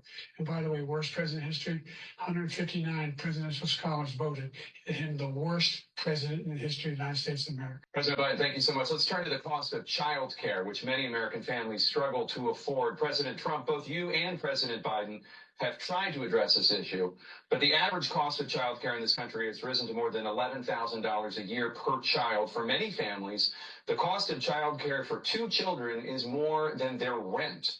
In your second term, what would you do to make child care more affordable? This is a child care question. Through my education policy, children can go to school pre-K. It's not going to cost any money.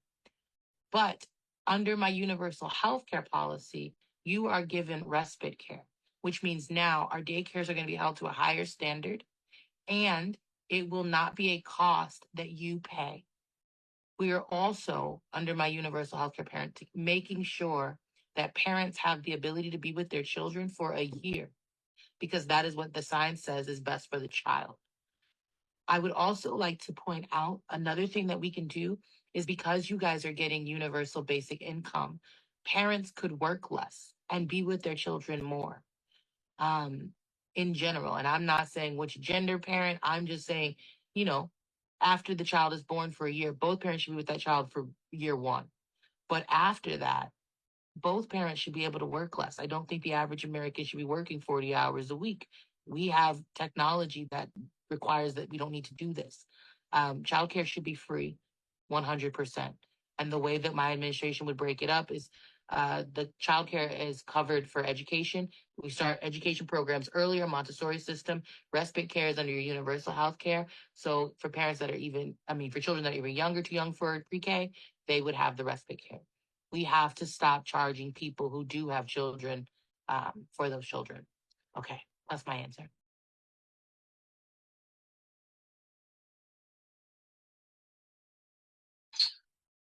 Just to go back, the general got fired because he was no good. And if he said that, that's why he made it up. But we have 19 people that said I didn't say it, and they're very highly respected, much more so than him. The other thing is, he doesn't fire people.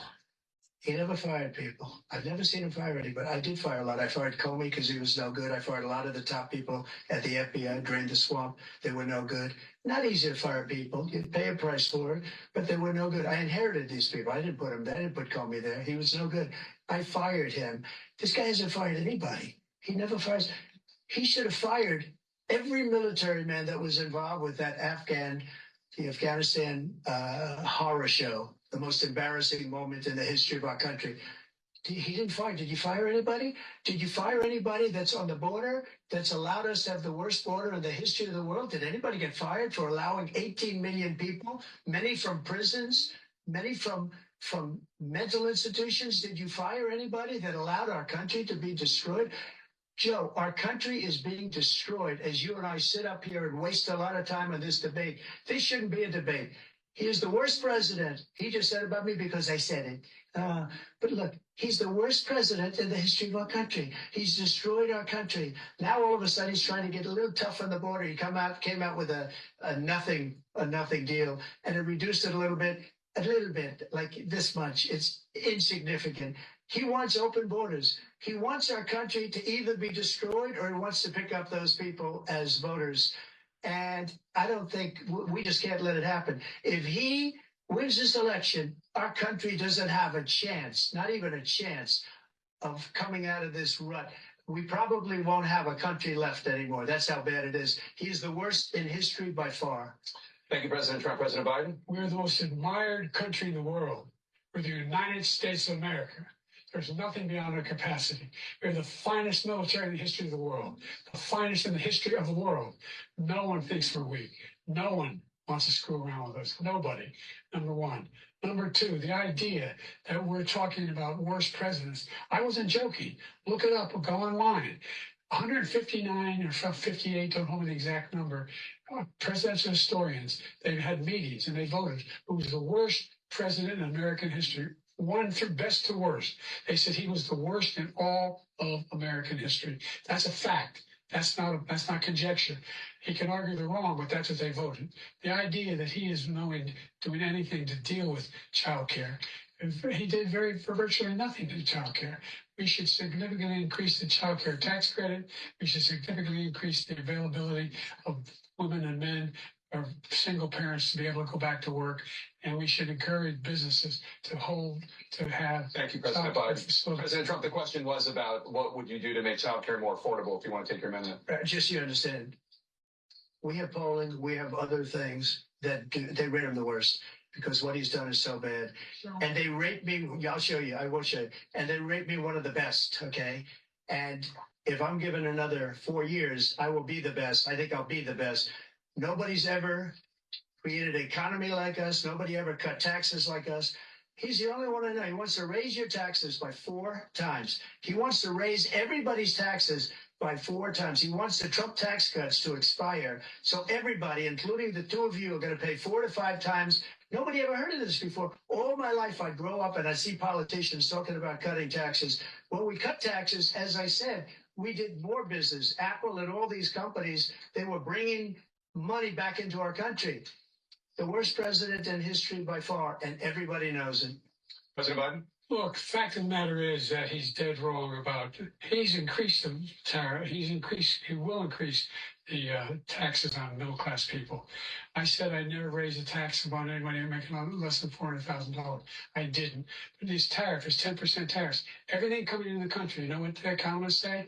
That's going to cost the average American $2,500 a year more because they're going to have to pay the difference in food and all the things that are very important. Number two, he's in a situation where he talks about how he has not raised, he's somehow helped the middle class. Middle class has been devastated by you. Now you want a new tax cut of $5 trillion over the next 10 years, which is going to fundamentally bankrupt the country. You have the largest deficit of any president in American history, number one.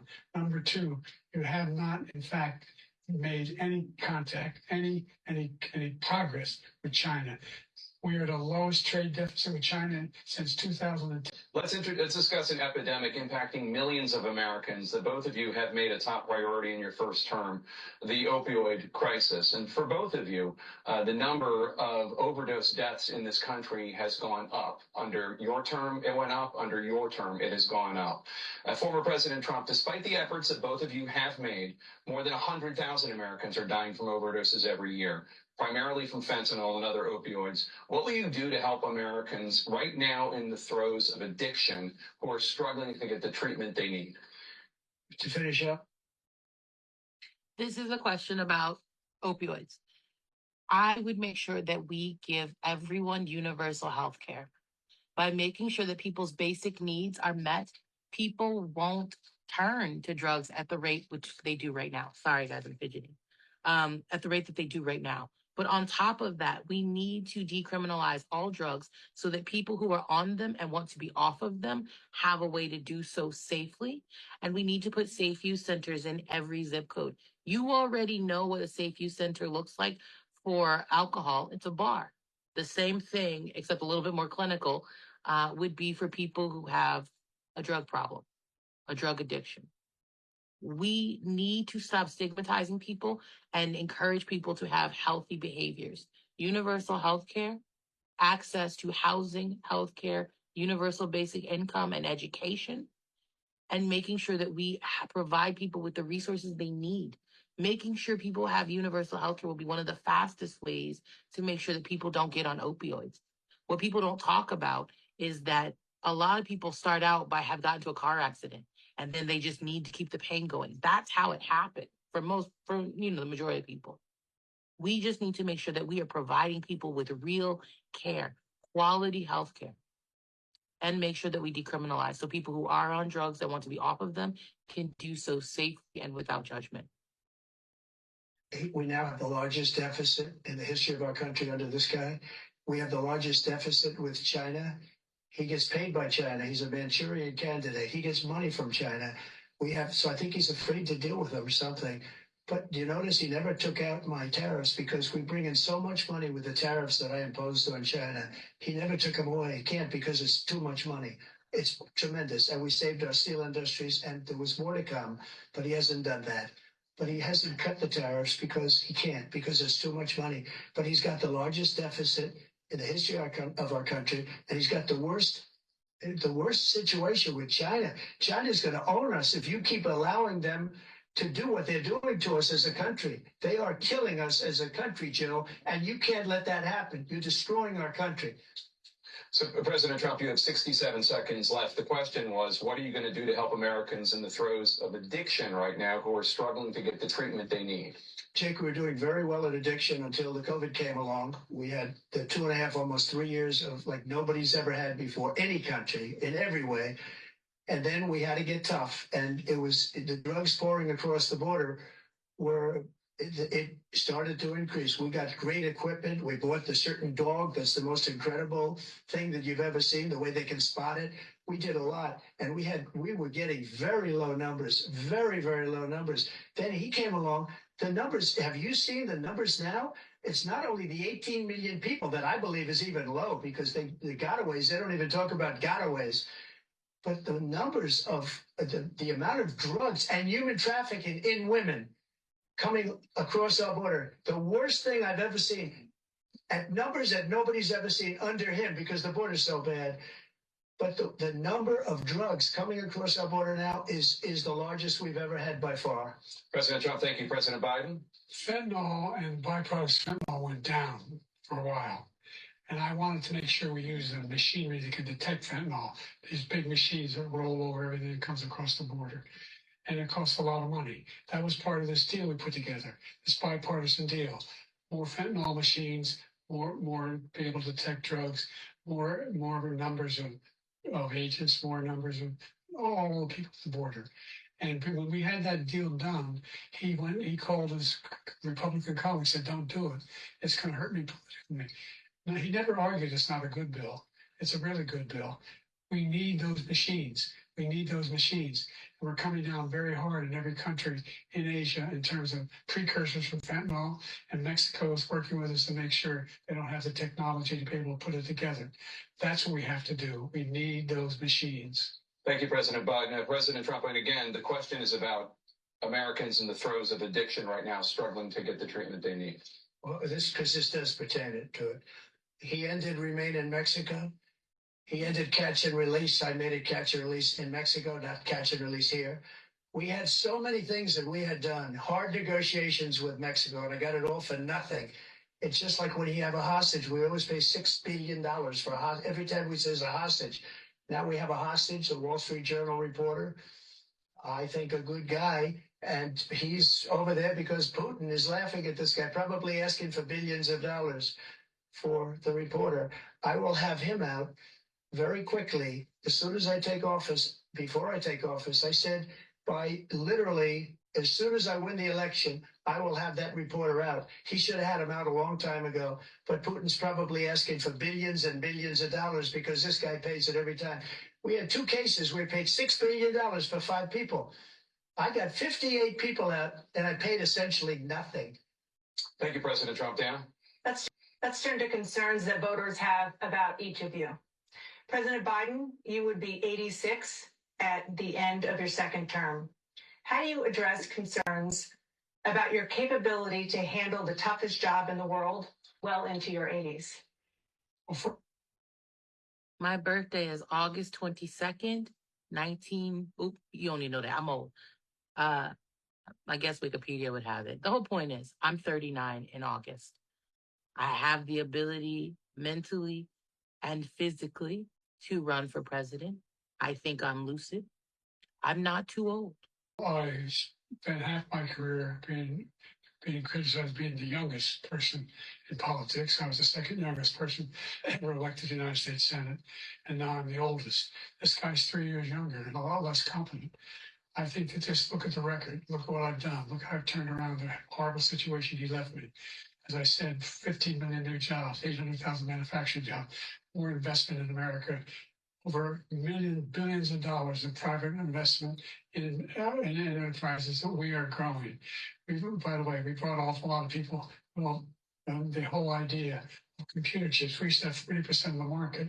We invented those chips, and we lost it because he was sending people to find the cheapest jobs overseas and then bring home a product. So I went to South Korea. I convinced Samsung to invest billions of dollars here in the United States. And guess what? Those fabs, they call to build these chips, those fabs pay over $100,000. Don't need a college degree for them. And there's billions, about $40 billion already being invested and being built right now in the United States, creating significant jobs for Americans from all over the world. President Biden, you have 40 seconds left. Would you like to add anything? Yeah, I would. The idea that somehow we are this failing country. Never heard a president talk like this before. We're the envy of the world. Name me a single major country president wouldn't trade places with the United States of America. All our problems and all our opportunities. We're the most progressive country in the world in getting things done. We're the strongest country in the world. We're a country in the world that keeps our word, and everybody trusts us. All of our allies and those who he follows up to, from Kim Jong-un, we sent love letters to, Putin, etc. They don't want to screw around with us. Thank you. Former President Trump, to follow up, you would be 82 at the end of your second term. What do you say to voters who have concerns about your capabilities to serve Well, I took two tests, cognitive tests. I aced them, both of them, as you know.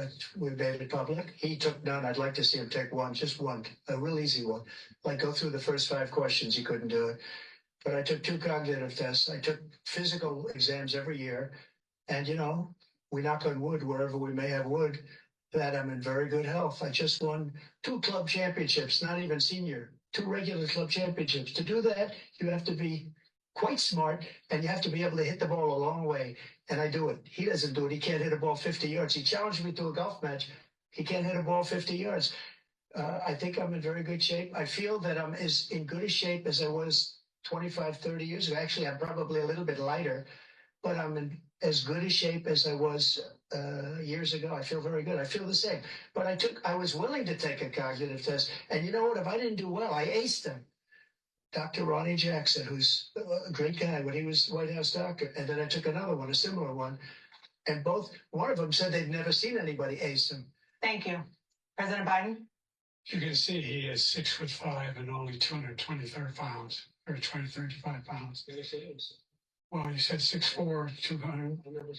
Well, anyway, that's in your. Anyway, just take a look at what he says he is, and take a look at what he is. Look, I'd be happy to have a driving contest with him.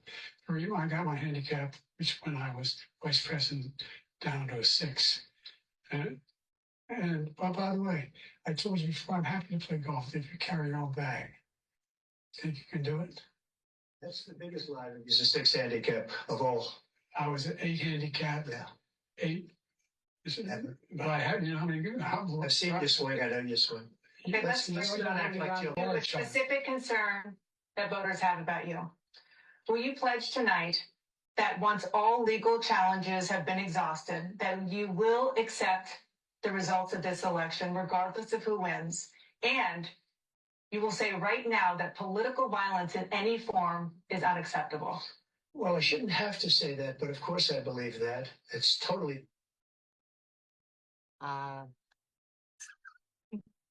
They're asking about accepting the election. I will accept the results of the election. I do not believe that you should do violence against your political opponents. I don't even do smear campaigns. I don't really talk about anybody. So I just wanted to answer that question. Sorry about that. It took me a minute because I was like, is that a real question for me? But I need to answer it. Unacceptable. And if you would see my statements that I made on Twitter at the time, and also my statement that I made in the Rose Garden, you would say it's one of the strongest statements you've ever seen. In addition to the speech I made in front of, I believe, the largest crowd I've ever spoken to. And I will tell you, nobody ever talks about that. They talk about a relatively small number of people that went to the Capitol and in many cases were ushered in by the police. And as Nancy Pelosi said, it was her responsibility, not mine. She said that loud and clear. But the answer is, if the election is fair, free, and I want that more than anybody. And I'll tell you something. I wish he was a great president because I wouldn't be here right now. I'd be at one of my many places enjoying myself. I wouldn't be under indictment because I wouldn't have been his political opponent, because he indicted me because I was his opponent. I wish he was a great president. I would rather have that. I wouldn't be here. I don't mind being here. But the only reason I'm here is he's so bad as a president that I'm going to make America great again. We're going to make America great again. We're a failing nation right now. We're a seriously failing nation. And we're a failing nation because of him. His policies are so bad.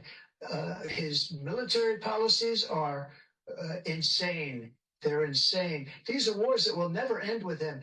He will drive us into World War III, and we're closer to World War III than anybody can imagine. We are very, very close to World War III, and he's driving us there. And Kim Jong-un and President Xi of China, Kim Jong-un of North Korea, all of these, Putin, they don't respect him. They don't fear him. They have nothing going with this gentleman, and he's going to drive us into World War III.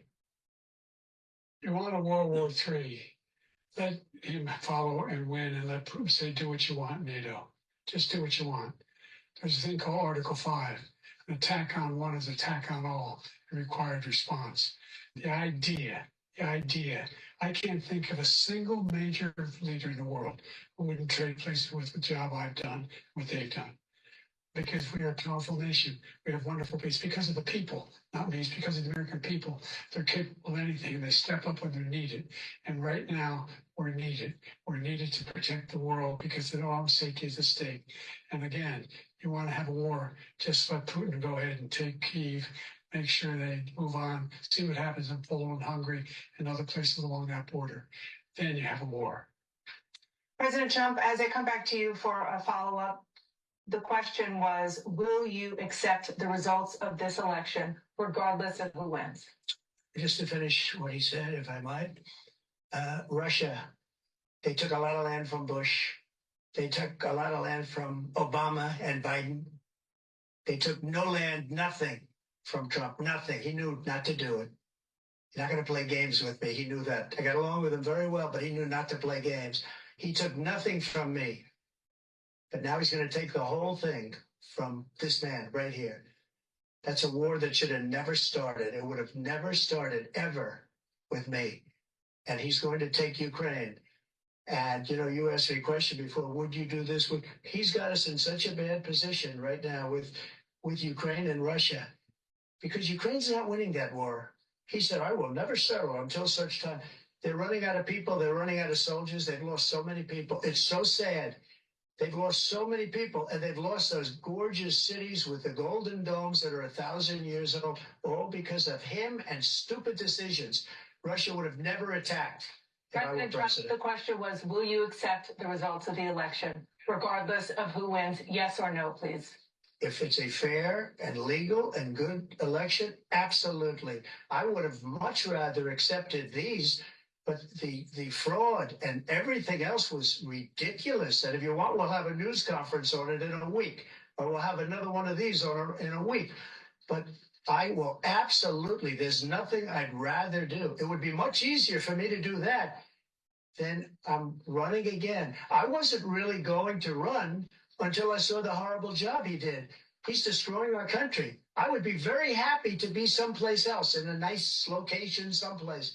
And again, no indictments, no political opponent stuff, because it's the only way he thinks he can win. But unfortunately, it's driven up by numbers and driven up to a very high level because the people understand it. Well, let's see what your numbers are when this election is over. Let's see. You're a whiner. When you lost the first time, you continued, you appealed and appealed to courts all across the country. Not one single court in America said any of your claims had any merit, state or local, none. But you continue to provoke this lie about somehow there's all this misrepresentation, all this stealing. There is no evidence of that at all. And I tell you what, I doubt whether you'll accept it because you're such a whiner. The idea, if you lose again, you accept anything, you can't stand loss. Something snapped in you when you lost the last time. We'll be right back with more from the CNN Central Debate live. So we got another commercial break. I was so scared when I hit the wrong button, you guys. I apologize. I thought I got it, but we actually were at the same spot. It is ending soon. They usually don't make us do this more than for 2 hours. For anybody that's asking, I am really running for president. Yes, I really do have ballot access. I am seeking nominations with multiple political parties. It's not looking like I am going to win the Green Party nomination, which is fine. We will raise the $500,000 and pay for the fee for the Unicorn Party. That's really all it is. When it comes to this election, my goal is to make sure that we get everyone's basic needs. That's why I'm running. I will not be seeking the nomination for anything else after this election. I will not be going to Congress. I will not be going to the Senate. I think that we have a Black Swan event to change the way our world works, literally.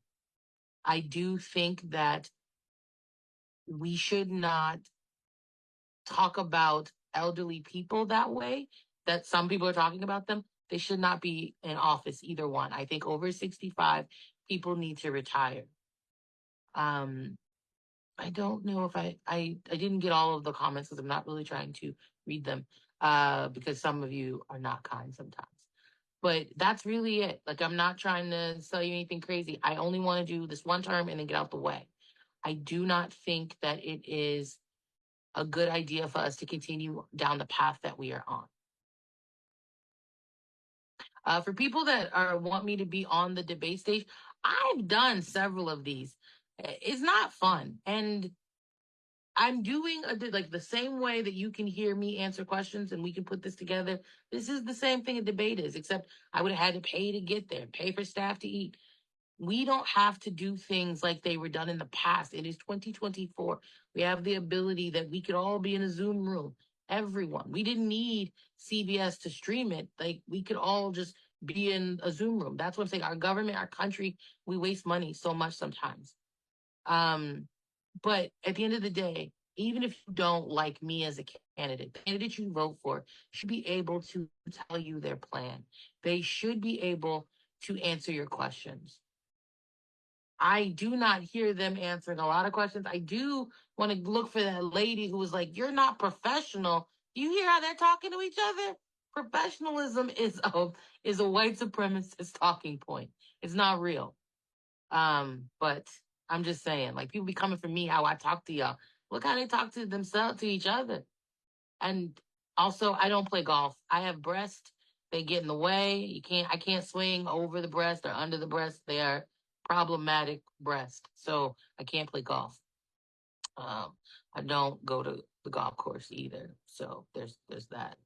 Like the food isn't good at golf courses. Not enough salt and pepper. But that's just me. That's just me. As someone who just came from a golf course. So yeah, I'm trying to make sure I answer all the questions. But this is essentially a debate was just a way to exchange ideas with people at once. You guys have the ability to see them, see me. You don't need to know. We don't need to all be on the same stage. You just got to share this. Okay. We don't need to all be on the same stage. You just got to share this. Okay. Deliver their closing statements as predetermined by a coin toss. We're going to begin with you, President Biden. You have 2 minutes. I'm going to do my closing thing after they do theirs. We made significant progress in the debacle that was left by President Trump in his last term. We found ourselves in a situation where, number one, we have to make sure that we have a fair tax system. I ask anyone out there in the audience or anyone out watching this debate, do you think the tax system is fair? The fact is that I said nobody making under $400,000 had a single penny increase in their taxes and will not. And if I'm reelected, that'll be the case again. But this guy has increased your taxes because of the deficit.